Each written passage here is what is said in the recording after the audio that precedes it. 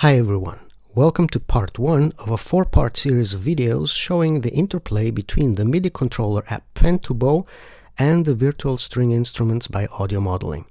This part is about the violin. There's a general introduction video of Pen2Bow, please start with that one if you haven't done so already.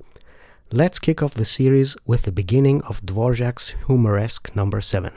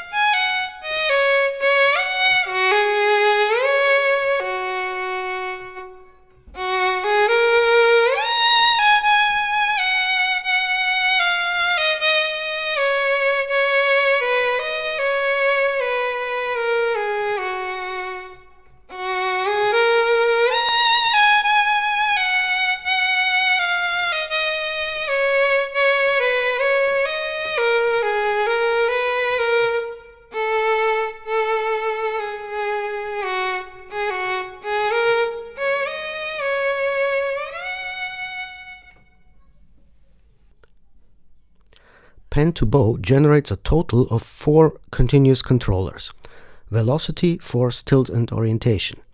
These can be divided roughly into 2 groups, high fidelity and low fidelity. Velocity and force are high fidelity, as these can be controlled at a high pace and with high precision.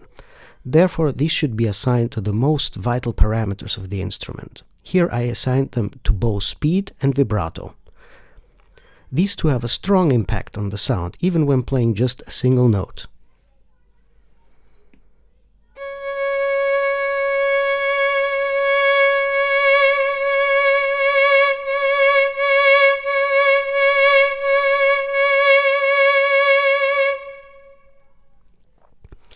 I find that adding vibrato just after a bow change produces a particularly pleasing sound.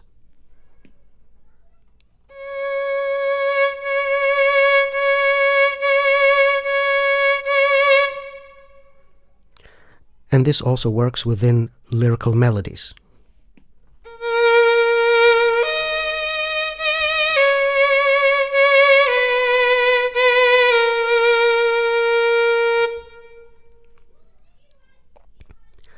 The other 2 controllers are more difficult to modulate at a fast pace.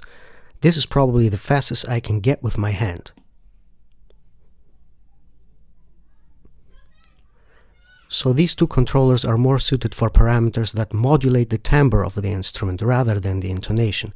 Good candidates are bow pressure and position on the bridge. I can go from normal pressure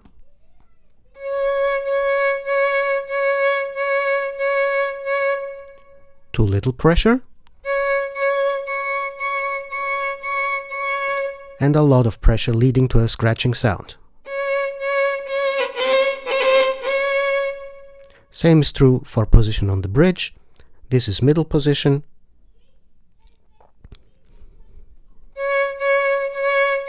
With a small turn of the wrist to the left, the bow moves towards the bridge, giving you a sul ponticello sound. A small turn to the right leads to a sul tasto sound.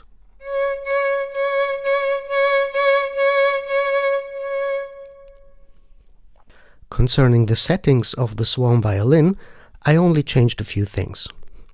Per default, the vibrato goes only to a maximum of 100.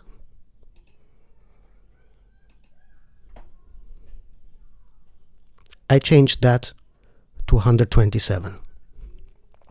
This allows me to give the vibrato an extra push if required. Per default, the violin is in monophonic mode, which allows you to play only one voice at a time. Here, I'm using a sustain pedal to switch between the mono mode and the double stop mode. I will talk about this option in more depth in the second video about the viola.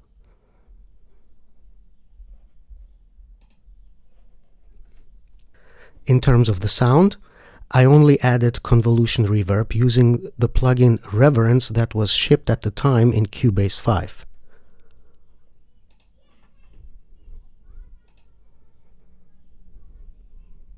I used the preset Bright Viennese Hall, but I'm not sure if this preset still exists in current Cubase versions.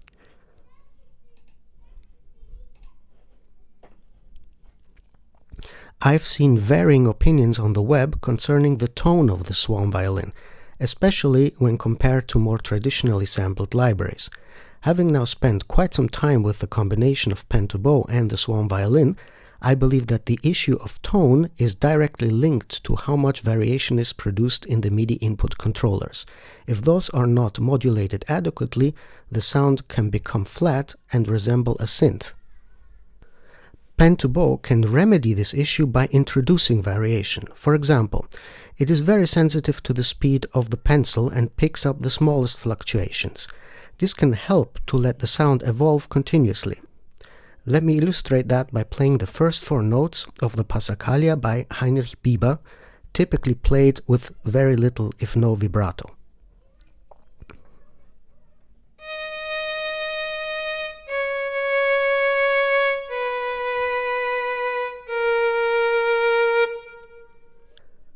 With a modulation wheel, it is very difficult to create those fast fluctuations. Let me try.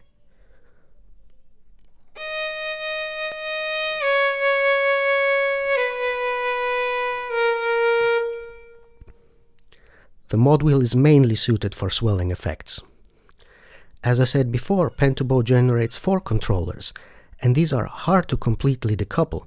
Even if you want to keep, for example, the till steady, it will move a bit as a consequence of the motion of your hand. The good news is that this results in additional variation of the controllers. As a matter of fact, this is also happening in the case of a real violin. It's not possible to keep, for example, the bow pressure completely constant while moving the bow. I guess what I want to say is that, in the case of SWAM instruments, you should really feed the beast. Let me conclude this video with some real-time playing. I'm going to give a shot at the solo violin part in the Danzo No. 2 by Arturo Marquez.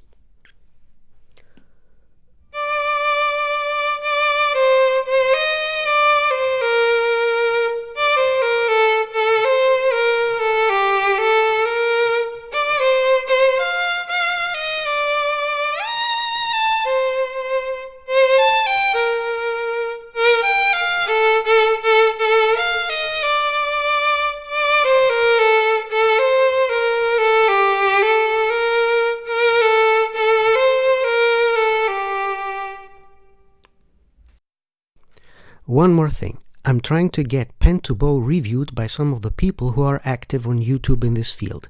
I tried to contact Mike Verta, Yannick Zenhuisen and Daniel James.